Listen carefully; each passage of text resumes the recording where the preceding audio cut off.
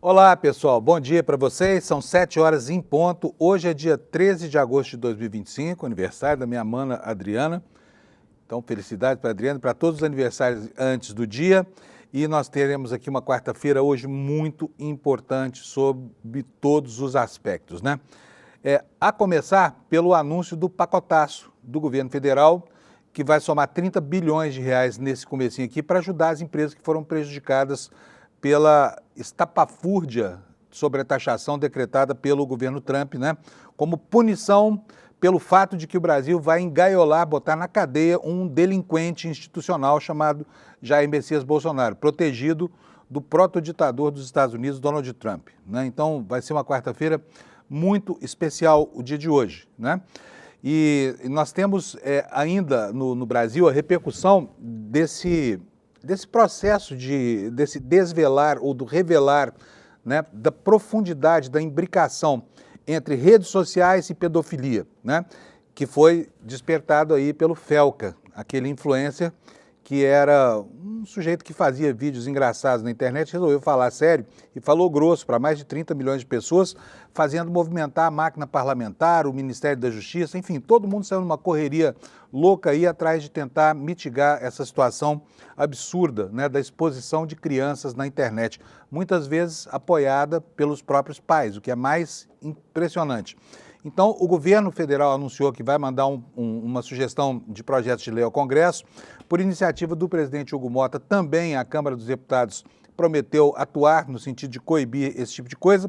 Só que, curiosamente, a oposição, que sempre falou em pedofilia, mamadeira de piroca, tantas outras atrocidades, banheiro unissex, que ficou atormentando durante 2 ou 3 eleições a cabeça do eleitor brasileiro com essas bobagens, na hora de atuar contra a pedofilia, vaza. Está fora. Ontem, 2 líderes importantes do campo bolsonarista, né, Marcel Van Hatten e o Sóstenes Cavalcante, que é o líder da oposição, disseram que a oposição não vai apoiar nenhuma iniciativa que possa ferir a liberdade de expressão. Significa o seguinte, claramente, tá? Para falar o português correto aqui, papo reto, eles acham que a liberdade de expressão de pedófilos é mais importante do que a proteção à infância. É exatamente isso o que está acontecendo. Isso leva a 2 consequências. Primeiro, enfraquece o discurso dessa direita rançosa de que a pedofilia é uma bandeira deles, né? Está provado que não é, porque na hora de tomar providência contra pedófilos, eles vazam, eles saem de cena, né? Eles sabotam, que é o que ameaçam fazer lá em Brasília. E a segunda questão é a exposição mesmo, né, dos riscos a que a infância está exposta por interesse econômico das Big Techs, né? Na reportagem, vamos chamar assim, que o Felca fez, fica muito claro ali que o algoritmo trabalha para estimular esse tipo de exposição. E isso é um completo absurdo, então é preciso proteger a nossa infância. E o programa de hoje gira em torno desses temas, né? Houve também a divulgação nos Estados Unidos de um relatório fake do governo Trump, dizendo que a situação dos direitos humanos no Brasil piorou por causa da questão da liberdade de expressão. Precisamos entender que por liberdade de expressão eles entendem o direito a golpear as instituições, de dar golpe de Estado, né? Então essa é a lógica que favorece a formação desse conceito lá nos Estados Unidos. E o Brasil não foi o único alvo, tá? Trump também disparou contra a África do Sul com as mesmas ferramentas, inventando mentiras aqui para tentar convencer as pessoas de que os inimigos no campo ideológico Brasil e África do Sul são violadores de direitos humanos, quando é exatamente o contrário, a gente sabe disso. Bom, vamos começar falando sobre futebol? Eu vou chamar o Alex aqui. Cadê o Alex? Alex, bom dia para você. Onde está o meu querido Alex Amorim? Opa, cheguei. Aí. Achei que você tinha faltado hoje, Alex. Palmeiras Não. Perdeu ontem, não? Não, o Palmeiras não joga, só joga amanhã, por isso que eu estou presente, Panuso. Ô, Alex, agora tá engraçada a situação do São Paulo, né? Porque o São Paulo começou o ano no Brasileirão como o empatador mor, né? Ele empatou acho que 7 partidas direto, não foi isso? Sim, estava e foi sobrevivendo na competição. E agora, de repente, ressurgiu das cinzas aí. O que aconteceu com o São Paulo? O que explica esse... Aliás, ontem voltou a empatar, né? Sim. Mas enfim, o time tem um novo vigor, está disputando Libertadores. O que foi que aconteceu com o São Paulo? Como é que um time que vinha em letargia, de repente, acorda desse jeito? Então, Panuso, eu acho que foi a troca de treinador pro Hernan Crespo e ele trouxe aquela questão do tática, o ânimo para os jogadores, e nisso fez despertar alguns nomes como o Luciano, que está jogando bem, Bobadilha, entre outros, e o São Paulo está numa crescente, e ontem ficou nesse empate, porém eu acho que é mais para ser comemorado do que ficar triste para nós, porque ontem o jogo foi muito difícil lá na Colômbia, e o São Paulo conseguiu esse empate ontem contra o Atlético Nacional. Foi difícil o jogo lá, então? Sim. Então o empate está justificado, né? E tem que ver que é fora de casa também, né? Numa situação diferente. O que mais nós temos? Tivemos quem mais ontem jogando? Então, Panos, ontem tivemos o Fortaleza, que ficou apenas no empate contra o Vélez. Lembrando que foi um jogo bem casa, apático. Né? Em casa, né? Isso, jogando lá em Fortaleza, em casa. E foi um jogo bem apático, para nós não ter muita questão, muito ataque. Foi mais um jogo de meio de campo. E foi um péssimo resultado para a equipe cearense, porque decide ir lá na Argentina contra o Vélez. E esse empate nessa má fase da equipe cearense vai ter que ir fora de casa tentar essa classificação para a próxima fase da Libertadores, Panunzio. Isso é tudo? Esses dois jogos tivemos ontem? E também ontem, só um momento, trocando aqui rapidinho. Pronto. Ontem tivemos a vitória do Fluminense fora de casa contra o América de Cali. Lembrando que teve uma lambança para nos um gol contra os 7 minutos da equipe colombiana. E nisso, mesmo no primeiro tempo, o Canóbio fez um golaço e fez 2-0. E no finalzinho do jogo, o América de Cali diminuiu e o Fluminense colocou o pé nas quartas de finais da Sul-Americana com essa vitória, Panusa. Muito bom. Deixa eu só perguntar mais uma coisa sobre o jogo de São Paulo. Eu não vi o jogo, mas claro. Você me falou, eu queria que você falasse para as pessoas que estão nos vendo aqui. Foi um jogo difícil, né? Teve pênalti lá, 2 pênaltis que não emplacaram. Como é que foi isso, hein? Então, Panusa, além dos 2 pênaltis, teve 2 bolas na trave, para você ver como foi essa pressão do Atlético Nacional. E teve 2 pênaltis desperdiçados pro Cadorna. Ele perdeu primeiro no primeiro tempo, chutou no canto esquerdo e perdeu. E no segundo tempo teve outra oportunidade, só que nessa o Rafael, o goleiro do São Paulo, conseguiu defender e trouxe esse empate para São Paulo aqui para jogar no Morumbi e decidir essa classificação. Ou seja, o gol estava fechado ontem, né? Sim, aquele dia Paulo... que você tenta e nada consegue. Muito bom, sorte do São Paulo. Minha neta é São Paulina aqui. Eu falo que ela é São Paulina trans, porque ela era corintiana, sabe? Então, agora já não é mais, agora virou São Paulina, né? Sim. Fala que ela é São Paulina melancia, São Paulina por fora e corintiana por dentro.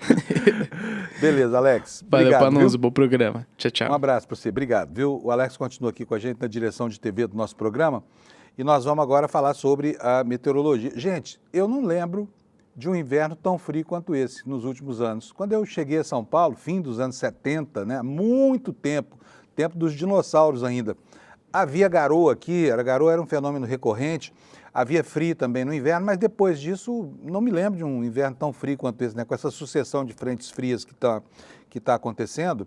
E já vem vindo outra por aí, tá gelando lá ao sul, parece que essa frente fria não vai ser tão forte quanto as. Mas hoje nós já tivemos aqui em São Paulo uma temperatura de 8 graus durante a madrugada, frio pra caramba, né? Os cariocas estão reclamando lá no Rio de Janeiro também, que está todo mundo virando picolé lá, com temperaturas abaixo de 15 graus durante as madrugadas, né? E definitivamente, assim como São Paulo não combina com calor, o Rio também não combina com esse frio, né? Mas vamos ver como é que vai ficar a previsão do tempo para hoje? Eu quero até começar aqui diferente hoje. Deixa eu ver o mapa do satélite aqui, só para a gente entender direitinho o que está acontecendo. Essas manchas verdes aqui, olha, são manchas da frente fria, né? Que vem passando aqui, olha. A frente fria ela vem arrastando ou ela vai sendo empurrada por uma massa de ar fria, que é uma massa mais densa. E aí a gente vê aqui, olha, nesse movimento do satélite, né, elas avançando lentamente em direção ao sul e ao sudeste do Brasil. Mas vamos voltar aqui para o mapa dos avisos. Opa, me perdi aqui. Para o mapa dos avisos meteorológicos, que é o que importa para a gente ver o que vai haver de clima hostil hoje, né? Vamos ter lá na Cabeça do Cachorro, no norte do Amazonas, em Roraima, chuvarada. Chuvarada também no litoral do Pará e do Maranhão. Em Salvador, temos aqui um alerta de acumulado de chuva. E em todo esse interior aqui do centro-oeste, nós teremos baixa umidade. Portanto, pessoas se acautelem aí, principalmente nas horas mais quentes do dia, porque aí está fazendo calorão, né? Ao mesmo tempo, olha só, o Brasil é um país tão grande que nós temos todas as estações do ano praticamente aqui no mesmo mapa, né?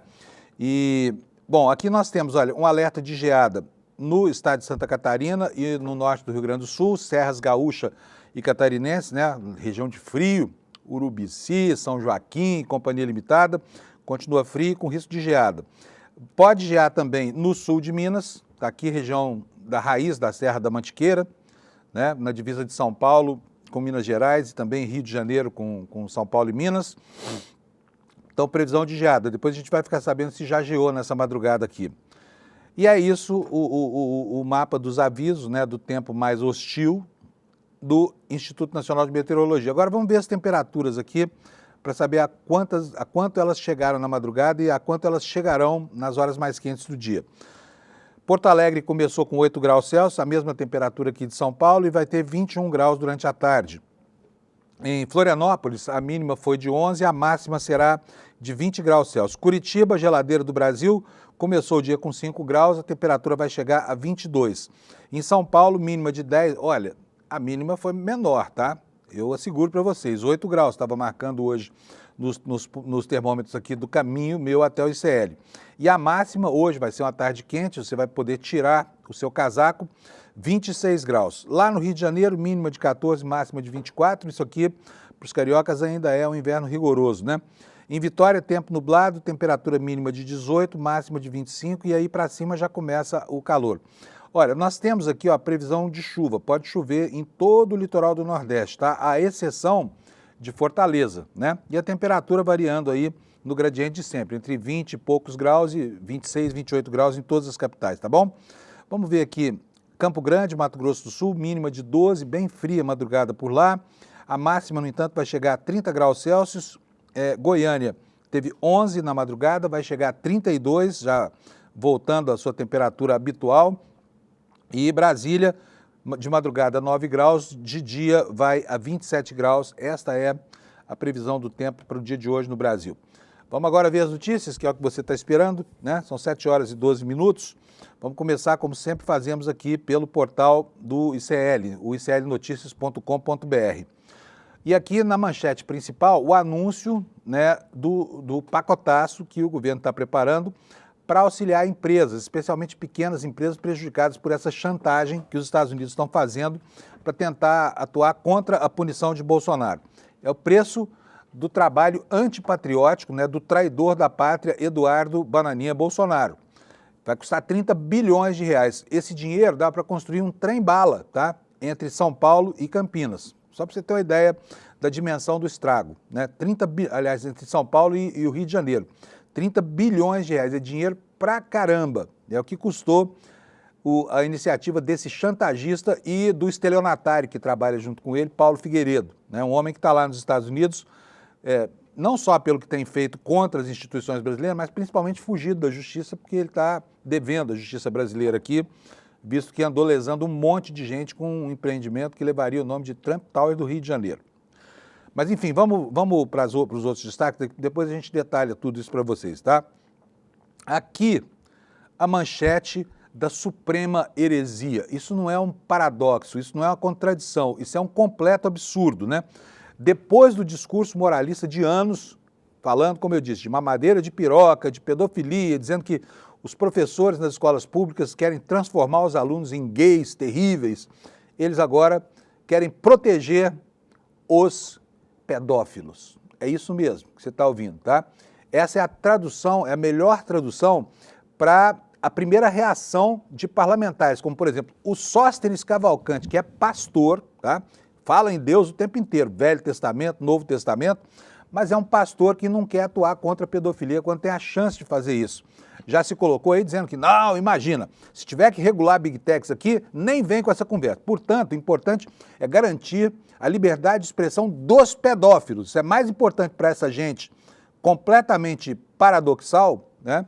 Completamente hipócrita, né? Isso é mais importante do que proteger a infância, que é a obrigação do Estado, a obrigação é essa inscrita na nossa Constituição. Então, esse absurdo aqui, a gente vai detalhar para vocês daqui a pouco, tá bom? Vamos ver nos outros destaques aqui. O dono da Ultrafarma e o executivo da Fast Shop, que foram presos ontem. Um escândalo de corrupção, né, de pessoas como esse Sidney Oliveira, que estavam aí o tempo inteiro fazendo autopromoção, promoção de remédios, essa coisa toda. Você sabia que um mês antes de ser preso ontem pela polícia, esse sujeito assinou um acordo para devolver 32 milhões que ele fraudou do imposto de renda? 32 milhões, um mês antes. Aí a gente descobre que eles subornavam com somas bilionárias, né, funcionários, auditores da Receita do Estado para conseguir isenção fiscal, benefícios fiscais, né, pagar menos imposto de renda. Conseguiam assim, corrompendo, subornando. Agora estão na cadeia. É raro no Brasil a gente ver o corruptor ativo preso, né? Muito raro. E essa prisão provavelmente vai entrar para a nossa história. Olha aí, ó. Sidney Oliveira, o homem do próprio marketing, né? Agora com a imagem dele suja aí por causa desse escândalo envolvendo corrupção de agentes do Tesouro do Estado, tá? Vamos falar bastante sobre isso. Vamos logo começar o dia aqui, porque hoje tem muita notícia, eu vou ver se eu consigo terminar minha pauta aqui para você ficar muitíssimo bem informado, tá bom? Começando aqui pelo anúncio do pacotaço do Lula para tentar ajudar as empresas que o Bananinha deixou em dificuldade com a sua campanha antipatriótica lá nos Estados Unidos. Então, a nossa manchete, Lula anuncia hoje 30 bilhões para empresas afetadas pelo tarifaço, você está vendo aí na sua tela, né? E a informação que nós estamos divulgando aqui no site é da Agência Brasil. O que ela nos dá conta? As empresas afetadas pelo tarifaço do governo Trump receberão 30 bilhões em linhas de crédito, disse o presidente Luiz Inácio Lula da Silva. Em entrevista ao canal Band News, ele adiantou que o valor da ajuda em crédito será anunciado nesta quarta-feira, dia 13, hoje. Ele disse o seguinte, ó, eu vou lançar uma medida provisória que cria uma linha de crédito de 30 bilhões para as empresas brasileiras que, porventura, tiveram prejuízo com a taxação do Trump. 30 bilhões é só o começo. Você não pode colocar mais porque não sabe quanto é, né? Não sabe qual é o tamanho do buraco. Declarou Lula, indicando que o valor pode aumentar caso seja necessário. De acordo com ele, esse plano dará prioridade às empresas de menor porte e àquelas que processam alimentos perecíveis. Disse o seguinte, o nosso presidente: a gente está pensando em ajudar as pequenas empresas que exportam espinafre, frutas, mel e outras coisas. Empresas de máquinas. As grandes empresas têm mais poder de resistência. Nós vamos aprovar a medida provisória amanhã e acho que vai ser importante para a gente mostrar que ninguém vai ficar desamparado pela taxação do presidente Trump, prosseguiu Lula. Segundo ele, o plano procurará preservar os empregos e vai buscar mercados alternativos para os setores afetados. Ele disse literalmente o seguinte: vamos cuidar dos trabalhadores dessas empresas, vamos procurar achar outros mercados para essas empresas. Estamos mandando a outros países a lista de empresas que vendiam para os Estados Unidos, porque a gente tem um lema: ninguém larga a mão de ninguém. O presidente também anunciou que ajudará os empresários afetados, né, a brigar na Justiça dos Estados Unidos contra o tarifaço aos produtos brasileiros. Ele falou o seguinte: vamos incentivar os empresários a brigar pelos mercados. Não dá para dar de barato a taxação do Trump. Tem lei nos Estados Unidos e a gente pode abrir processo. Eles podem brigar lá, explicou, né? E vai custar caro para o país essa brincadeira, né? Vai custar muito caro. E a insanidade de estabelecer tarifas desse tamanho para ressuscitar o acordo de Bretton Woods parece tão insensato, né, que as contas lá nos Estados Unidos mesmo não fecham, porque o Trump está dizendo que os Estados Unidos ficaram ricos cobrando a tarifa dos exportadores. Tarifa que, aliás, é paga pelo consumidor americano, né? Mas há contestações dessa visão fantástica de mundo dele nos jornais de hoje. Daqui a pouco eu vou mostrar isso para vocês, tá bom? Reiterando aqui, no Valor Econômico, nós temos um destaque para essa informação de que a ajuda de 30 bi é só o começo, né? E vamos ver o que isso significa. Segundo Lula, a MP institui a linha de crédito de 30 bilhões destinadas às empresas que tiveram prejuízo e prevê medidas relacionadas a compras governamentais também de conteúdo nacional. A linha de crédito de 30 bi é só o começo. Por quê? Na explicação dada pelo próprio Lula. Não pode colocar mais recursos se não se sabe quanto é o impacto. A linha de crédito será, sobretudo, para ajudar as pequenas empresas e também as grandes que têm um poder de resistência maior. Ninguém ficará desamparado com a taxação do Trump. Vamos garantir a preservação dos empregos, explicou o Lula ao participar do programa O É da Coisa com o Reinaldo Azevedo. Tá?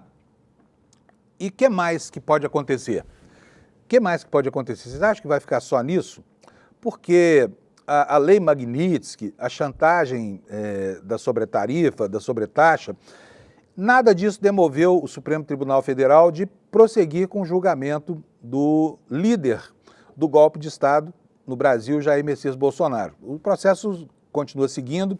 Hoje é o último dia para a apresentação das alegações finais de todos os réus do Núcleo 1, onde está lá o Bolsonaro. Então, a partir de agora, quando os advogados entregarem esse documento, e se não entregar, o réu fica sem defesa. Então, eles vão entregar.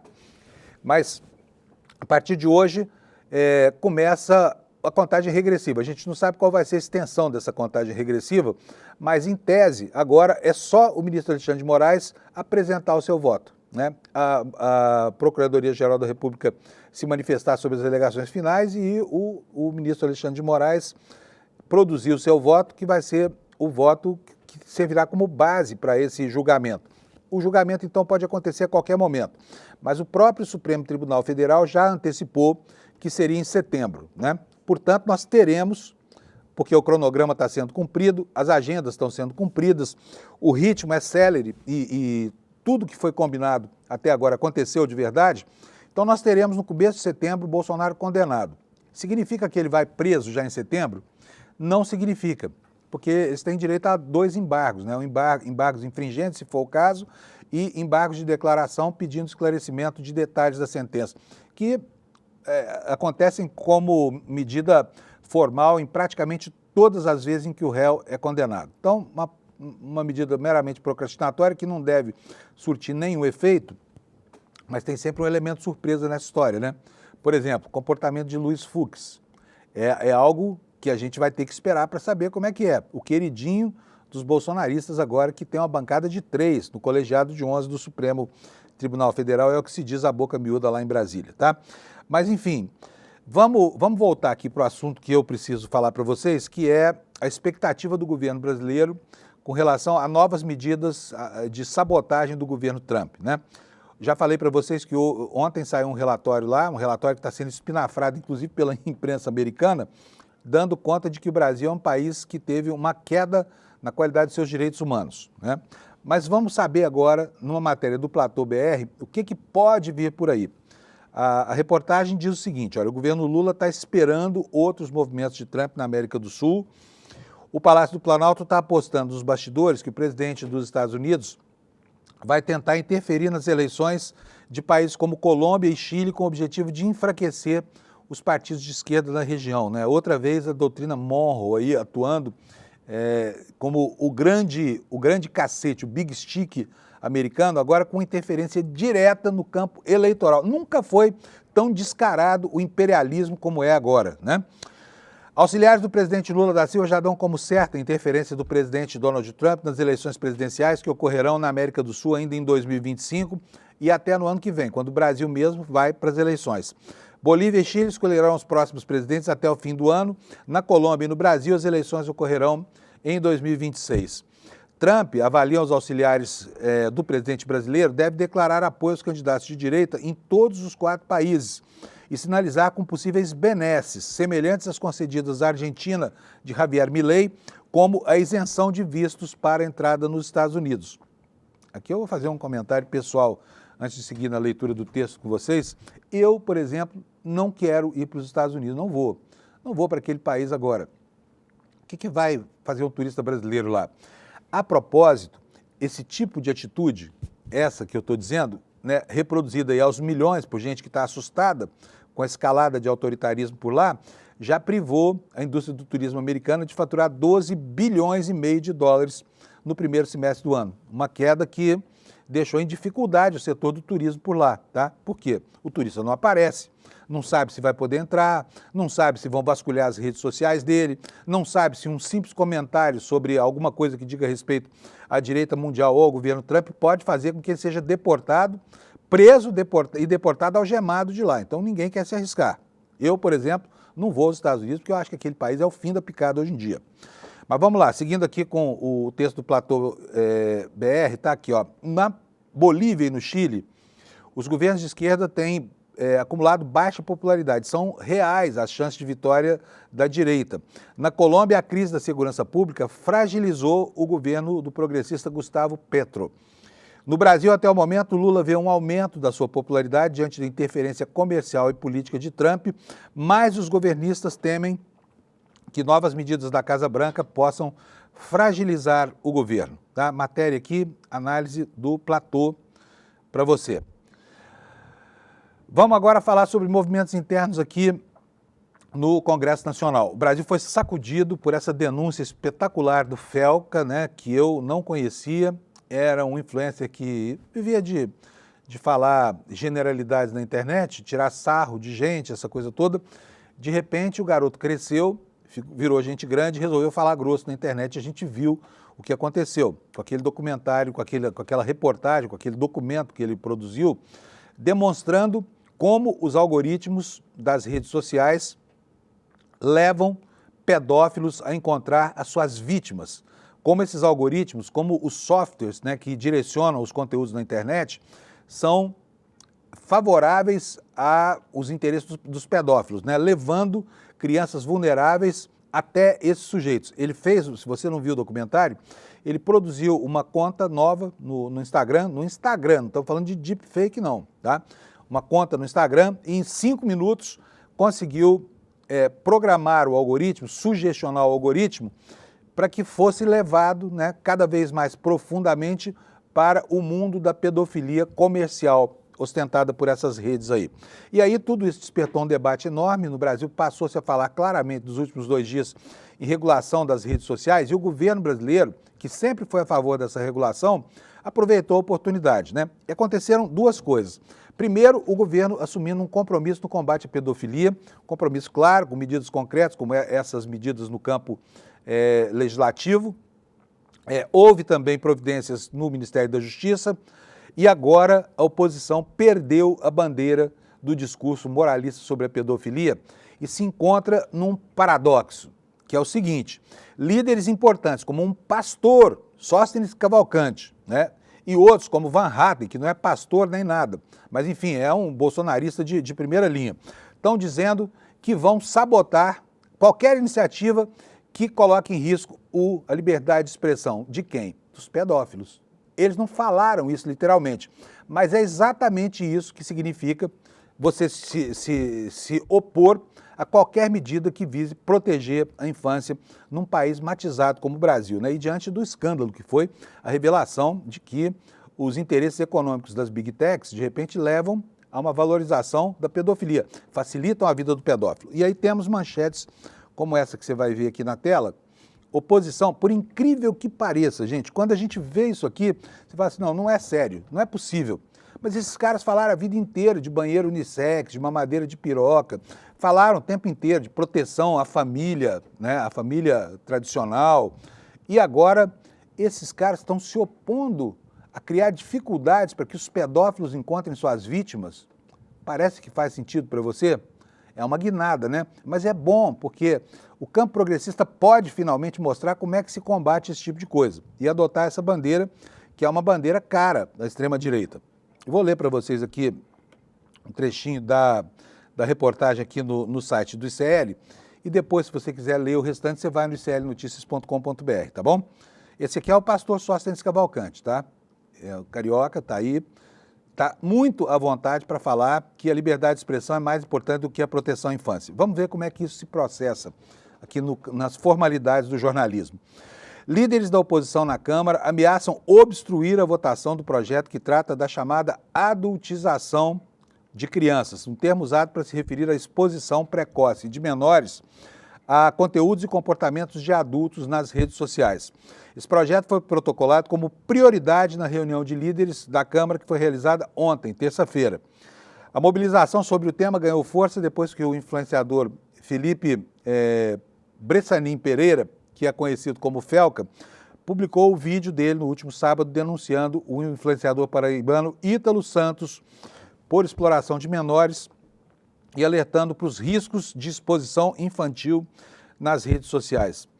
Antes de prosseguir com a leitura, eu quero lembrar para vocês que esse pessoal das redes sociais cria a condição para que um escândalo ecloda a cada 3 meses. Você há de lembrar aqui, e a memória da gente é curta, mas ela, quando estimulada, reage, que o último escândalo foi do jogo do Tigrinho, né? Nós tivemos uma CPI lá, com cenas terríveis, assim, da relação de celebridades do mundo do crime da internet, gente que leva pessoas a perder dinheiro, que ganha dinheiro quando alguém perde jogando nos cassinos da internet, e parlamentares abraçados tirando selfie, né? Agora é pedofilia, né? É a pedofilia. Temas muito caros à oposição no Brasil, né? Bom, vamos lá. As lideranças da oposição alegam que vão obstruir a votação do texto se ele incluir dispositivos que considerem como censura à internet. Vamos avaliar o texto. Se tiver qualquer sinal de censura, não vamos apoiar, disse o líder do PL, Sóstenes Cavalcante, repito, um pastor, tá, ao site G1. Outro que se manifestou nesse sentido foi o líder do Partido Novo, que, de novo, não tem nada, né? Marcel Van Hatten, que é um gaúcho do Partido Novo. Se for para tratar de censura de manifestação política e ilegal, com certeza seremos contra. Tem que ser para coibir crimes, não a oposição. Agora, qual é a relação entre oposição e pedofilia, hein, deputado? Está sugerindo o quê? Queria entender a formação desse raciocínio. É importante ter um debate e uma solução para isso. Esperamos que o governo não aproveite para avançar mais uma vez com censura sobre manifestações lícitas. Parece a você o impulso à pedofilia nas redes uma manifestação lícita? Sabe? Vamos pensar direitinho aqui no que significa isso que esses deputados estão falando lá em Brasília, tá? Eles estão colocando na mesma mesa a proteção da sociedade e, de outro lado, o interesse das Big Techs representado pela liberdade de expressão pedófila na internet. É um absurdo isso aqui, é algo inacreditável. Como é que chegamos a esse tipo de coisa? E, repito, pensando aqui, essa gente defendia, até bem pouco tempo atrás, todos os absurdos ligando sempre a infância a fatos ideológicos, né, deletérios, pedofilia, chamavam os petistas de pedófilos, né? Fizeram uma campanha insidiosa na internet, contínua, o tempo inteiro com esse tipo de aleivosia, muito moralista. Na hora de correr para a prática, eles correm do campo, eles vazam, eles sabotam, e é o que vai acontecer, é o que já estão ameaçando. E aqui na mesma matéria, a informação de que a Câmara deve instalar um grupo para discutir a proteção às crianças na internet. Nos próximos dias, a Câmara deve instalar esse grupo, terá prazo de 30 dias para discutir medidas de proteção à criança na internet. O colegiado deverá contar com representantes de diferentes partidos e será responsável por ouvir especialistas, autoridades, plataformas digitais e organizações da sociedade civil. Portanto, está andando o processo, né? Está andando o processo. Vamos falar agora sobre direitos humanos. Nós estamos falando sobre um tema afeto ao campo do comportamento e da interferência que isso provoca na produção de leis no Brasil pelo Poder Legislativo e como é que isso envolve os agentes da sociedade, né, que se mobilizam em torno do tema. E nós vamos agora ver no New York Times uma informação, aliás, não é essa notícia aqui não que eu queria dar para vocês, é uma informação do Washington Post. Quer ver só? A situação dos direitos humanos no mundo, ela foi objeto de um relatório do governo dos Estados Unidos, mas um relatório que carregou tanto as tintas no campo ideológico e só para quê? Para hostilizar inimigos. Eles transformaram lá esses documentos, esses papers oficiais, numa plataforma mentirosa para sacar contra inimigos no campo ideológico. Quer dizer, perderam completamente a seriedade esses relatórios. Então, o Washington Post está reclamando aí, é uma matéria com uma conotação bastante crítica, né, que os Estados Unidos intensificaram críticas aos direitos humanos contra a África do Sul e o Brasil. Por que o jornalão americano destaca isso? Ele teve acesso no dia 11, né, um dia antes do relatório vir a público, há rascunhos desse documento. E pelos rascunhos, eles chegaram à conclusão de que há, sim, uma campanha de natureza ideológica envolvendo esses dois atuais inimigos dos Estados Unidos, Brasil e África do Sul. Vou ler aqui para vocês. O governo Trump está aumentando significativamente as críticas do governo dos Estados Unidos a supostos inimigos na África do Sul e no Brasil, enquanto a liderança política do Departamento de Estado reinventa o papel dos Estados Unidos na documentação de abusos de direitos humanos ao redor do mundo, de acordo com rascunhos do documento analisados pelo jornal, pelo Washington Post. Os relatórios anuais de direitos humanos do departamento, que devem ser transmitidos ao Congresso na terça-feira ontem, foram já, de acordo com um memorando visto pelo The Post, devem ter como alvo o governo sul-africano por seus supostos maus tratos a fazendeiros brancos, africanos, e o governo brasileiro, por quê? Suposta perseguição ao pobre coitado do presidente Jair Bolsonaro, um aliado do presidente Donald Trump. Defensores dos direitos humanos, líderes estrangeiros e outros críticos do governo Trump afirmam que as suas alegações sobre ambos os governos são exageradas.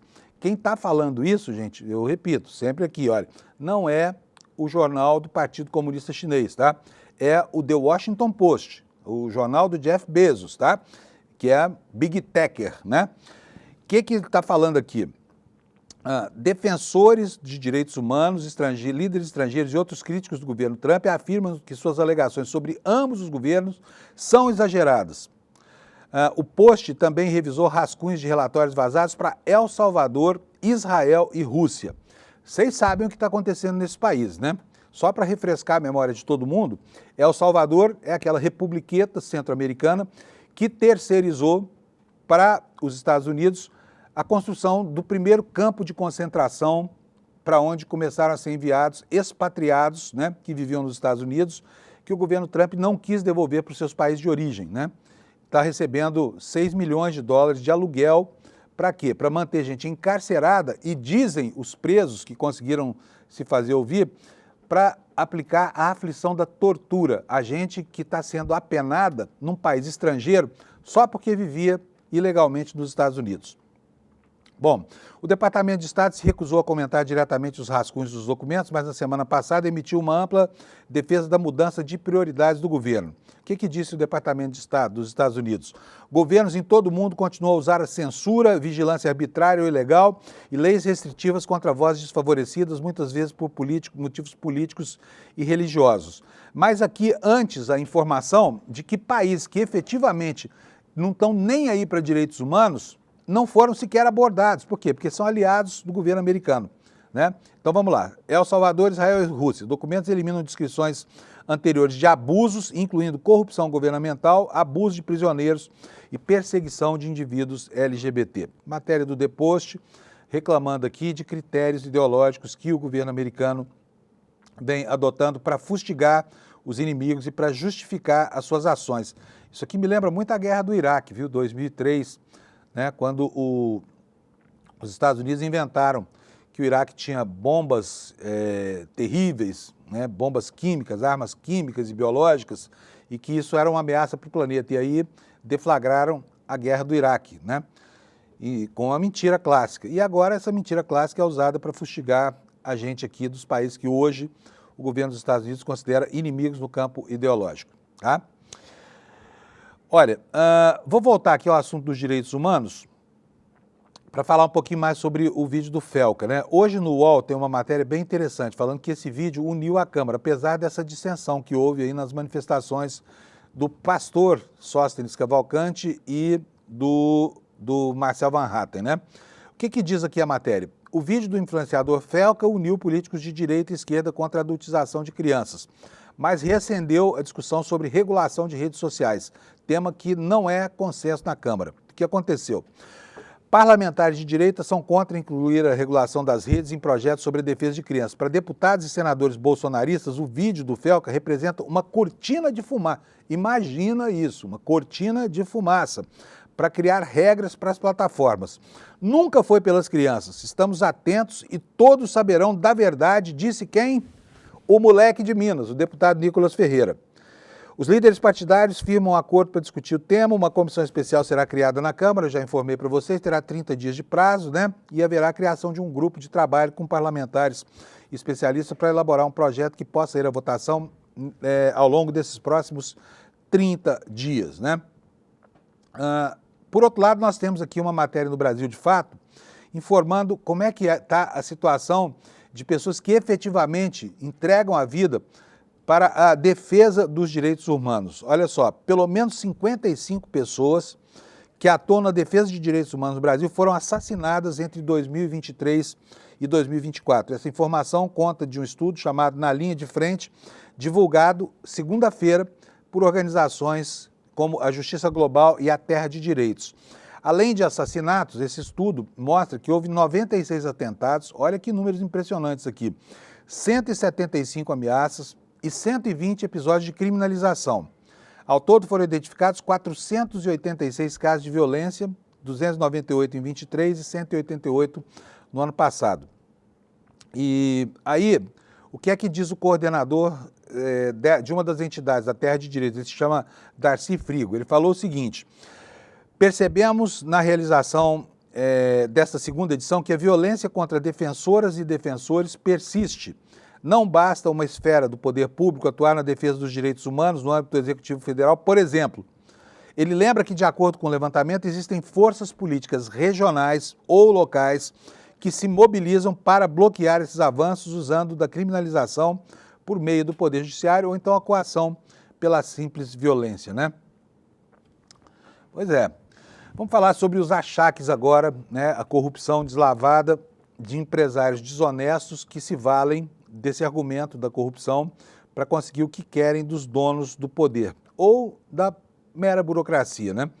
O fato é que o governo de São Paulo tinha um fiscal ou um grupo de fiscais, não se sabe ainda, que faturou muito alto, se deixando corromper por empresário da qualidade desse Sidney Oliveira e do executivo da Fast Shop, que foram presos ontem. E tem mais gente nisso, viu, gente? Porque vocês sabem que isso funciona, né, como um polo de atração. Quando alguém oferece facilidade para um empresário, ele logo conta para outro amigo em dificuldade e assim as coisas vão se ajeitando.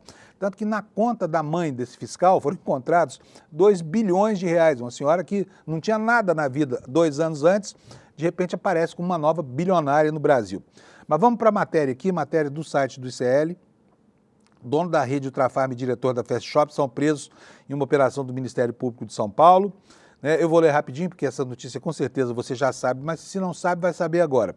O dono da rede Ultrafarma, Sidney Oliveira, que foi preso na manhã dessa terça-feira em uma operação do Ministério Público de São Paulo, ele estava corrompendo fiscais tributários da Secretaria de Estado da Fazenda. Outro que foi preso, o diretor estatutário do Grupo Fast Shop, Mário Otávio Gomes, que foi encontrado em um apartamento da Zona Norte de São Paulo. Conduzida pelo Grupo de Atuação Especial de Repressão aos Direitos Econômicos, se chama GEDEC, aqui a sigla, né? A investigação do Ministério Público de São Paulo identificou esse grupo criminoso responsável por favorecer empresas do setor de varejo em troca de propina. Foram cumpridos 3 mandados de prisão temporária, incluindo o de um fiscal de tributos estadual, que é apontado como o principal operador desse esquema, e 2 empresários, esses aos quais eu já me referi, né? E olha aqui, ó, aqui a informação de que a propina que rolava solta ali gerou mais de 1 bilhão de reais para esses corruptos, né, saindo do bolso dos empresários corruptores. O fiscal que foi preso manipulava processos administrativos para facilitar a quitação de créditos tributários às empresas. De acordo com a investigação, ele recebia pagamentos mensais de propina de mais de 1 bilhão por meio de uma empresa que somavam, né? Peraí, não é?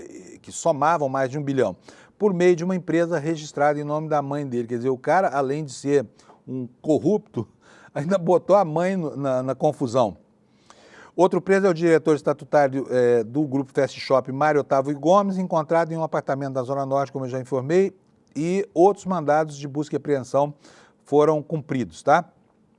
E aqui uma matéria do Valor Econômico vai nos explicar como é que funcionava esse esquema de corrupção. Segundo o Jornal do Mundo Financeiro, os supostos crimes fiscais envolvendo grandes redes varejistas do país nos últimos anos funcionavam, segundo as informações iniciais, por meio de uma troca de arquivos simples, de fácil acesso dos investigadores e anexos nos e-mails entre auditores fiscais e as redes varejistas Fast Shop e Ultrafarma. A troca de informações ocorria diretamente entre essas partes.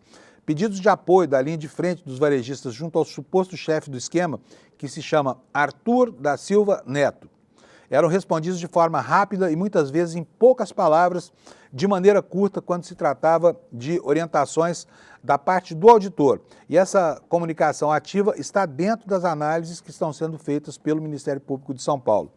Os anexos dos e-mails, por exemplo, havia um anexo lá intitulado como Alinhamento com Arthur, da diretoria da Fast Shop para Silva Neto. Esses anexos foram localizados e outros com denominações como, por exemplo, CAT 42, também entraram como parte do material que investigou o pedido de liberação de créditos de forma irregular.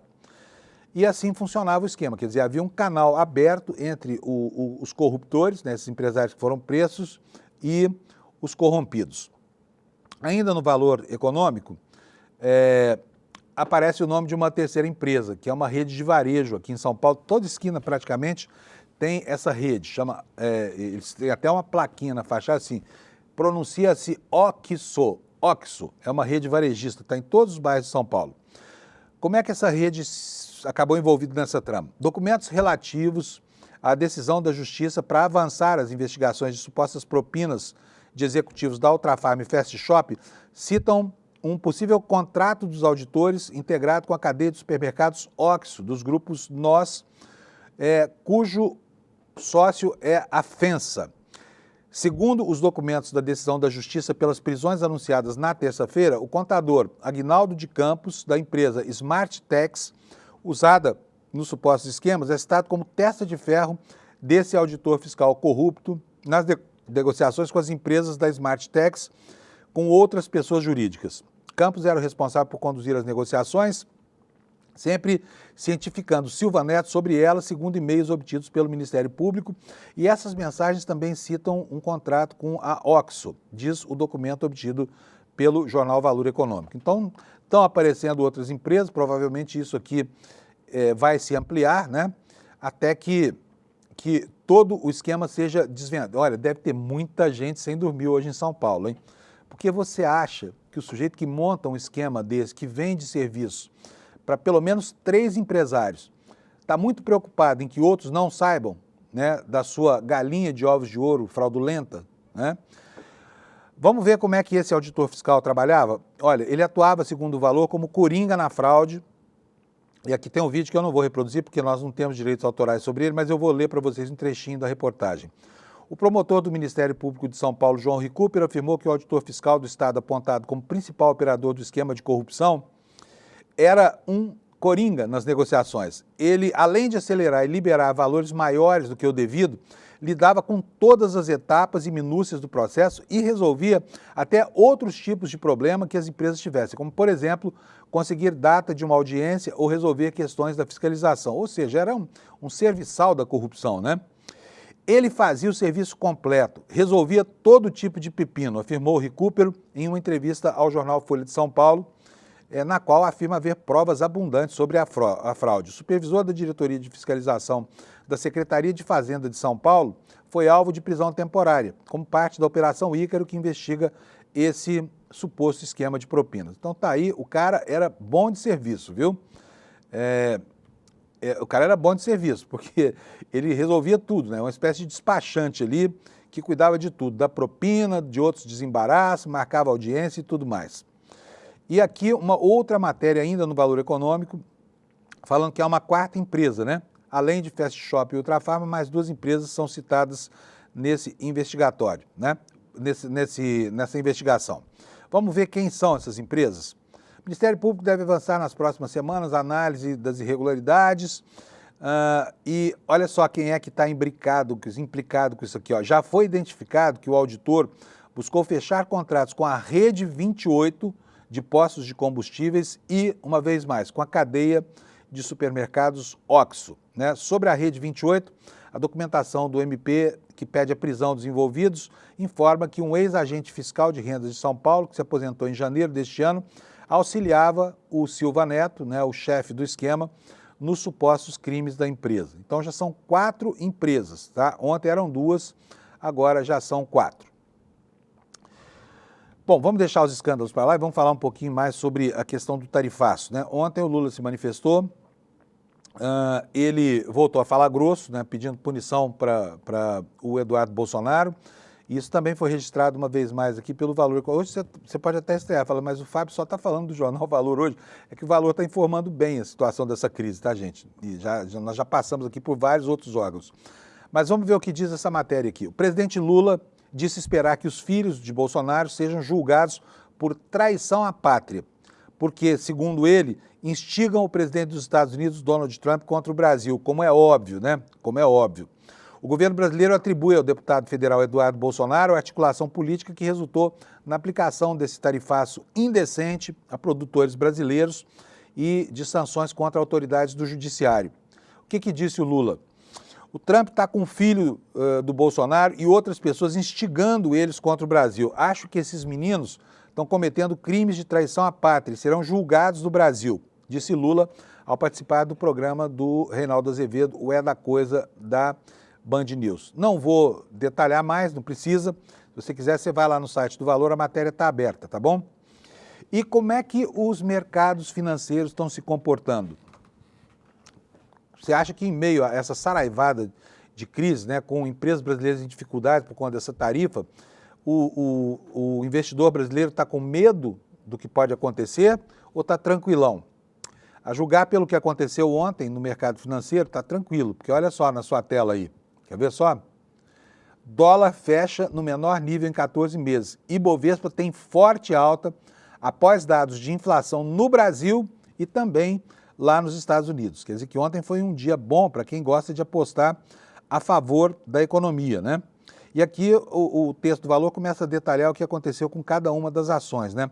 Ações do BTG Pactual tiveram alta de 13,12%, Sabesp subiu 10,6%, Assaí, a rede varejista, subiu 7 pontos, a TIM caiu 2,43% e a Brava recuou 1,89%. Mas foi um dia bom, dólar baratinho, né? E empresários fazendo girar o jogo do financiamento pelas bolsas de valores, né?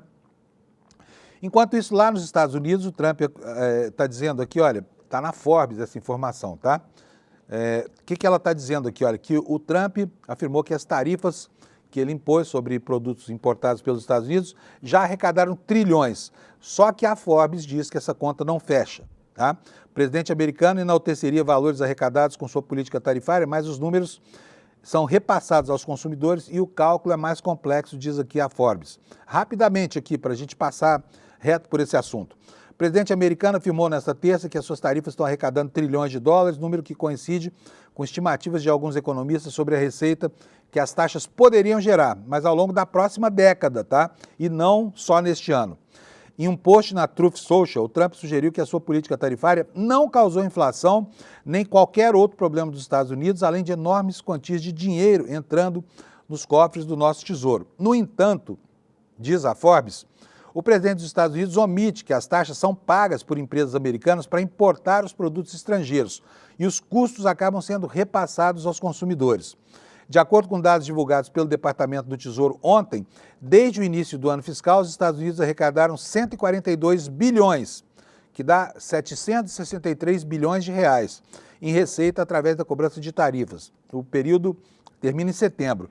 Desde que as taxas de Trump entraram em vigor no tal dia da libertação, em meados de abril, as tarifas saltaram para 28 bilhões em julho, um aumento anual de 273%. E com isso as taxas geraram cerca de 96 bilhões em receita.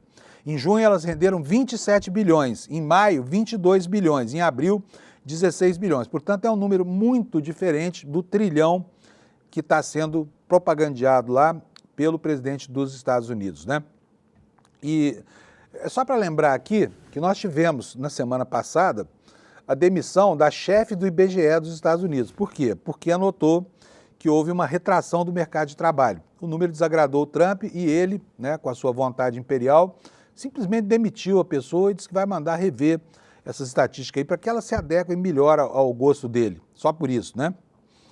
E o Trump continua voltando as baterias, né, aqui para o Brasil, nesse relatório de direitos humanos que a gente começou a detalhar aqui, falando sobre o ponto de visão dos americanos na crítica que o Washington Post fez, né, a colocação de inimigos do campo ideológico no topo das anotações desse relatório. Nós temos aqui no site do ICL Notícias uma matéria que fala exatamente sobre isso. Fala aqui, ó, o governo Trump critica Moraes e gestão Lula em relatório que cita piora dos direitos humanos no Brasil.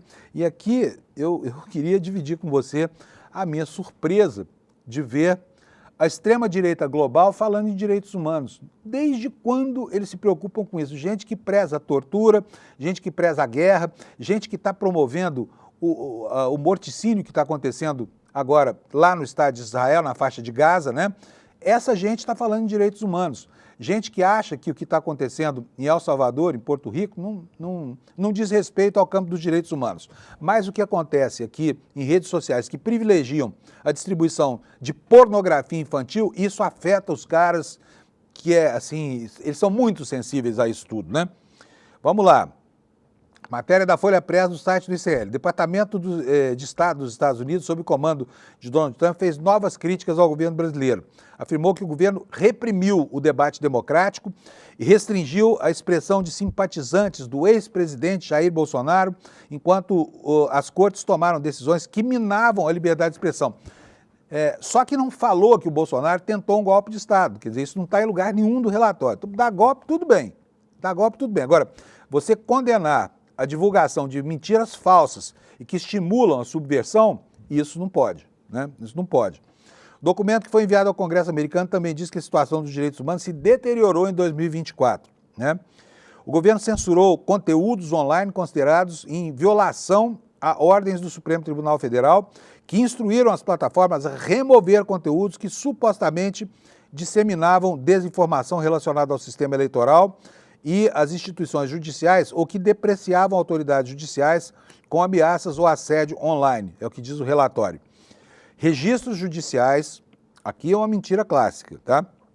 Revelam que o ministro Alexandre de Moraes ordenou pessoalmente a suspensão de mais de 100 perfis de usuários da plataforma X, anteriormente Twitter, suprimindo de forma desproporcional a liberdade de expressão de apoiadores do ex-presidente Jair Bolsonaro, ao invés de adotar medidas mais específicas para penalizar conteúdos que incitassem ações ilegais, iminentes ou assédio. Mas as ações propagandeadas por essas redes não caracterizavam justamente o assédio às instituições brasileiras, porque o que trafegou nas redes foi a festa da Selma, né? Foram os pedidos de aplicação de um artigo 142, cuja interpretação foi deturpada para servir ao ideário golpista. Foi isso que foi censurado. E essa censura é uma censura que está de acordo com os padrões estabelecidos pela legislação brasileira. Em outro trecho, o relatório aponta que a Constituição e as leis brasileiras prevêem liberdade de expressão, mais que as decisões do Supremo contrariaram a Carta Magna ao restringir esse direito, avaliam os Estados Unidos, para indivíduos que considerou a Corte, né, estarem em violação da lei que proíbe o discurso antidemocrático, né? Curiosamente, esse relatório não fala nada sobre outros países onde efetivamente liberdade de expressão e democracia não são valores, como por exemplo Coreia do Norte, né? O relatório não falou nada, foi omisso com relação a isso. Vamos lá, ainda falando um pouquinho mais sobre economia aqui, última notícia do dia aqui, nós temos aqui a informação do Brasil de Fato de que a economia do Brasil avança e a dos Estados Unidos está patinando lá com as tarifas, né? Porque enquanto o Trump ataca o Brasil com as tarifas, a economia brasileira está melhorando, inclusive a inflação, que é a justificativa do Banco Central para manter os juros lá em cima, né? Nas grimpas. E aqui o Brasil, de fato, assegura que o Brasil tem melhorado, caminhado em direção oposto ao que está acontecendo lá nos Estados Unidos, onde a inflação e o desemprego têm crescido. No Brasil, por outro lado, a taxa de desocupação atingiu o menor nível da história e a inflação está ficando cada vez menor. Portanto, não estamos mal na foto, né? E o rame-rame ideológico é o que dá a tônica desse tipo de empreitada aqui, que só tem como objetivo fustigar as ações que são justas e legais da justiça brasileira, tá bom?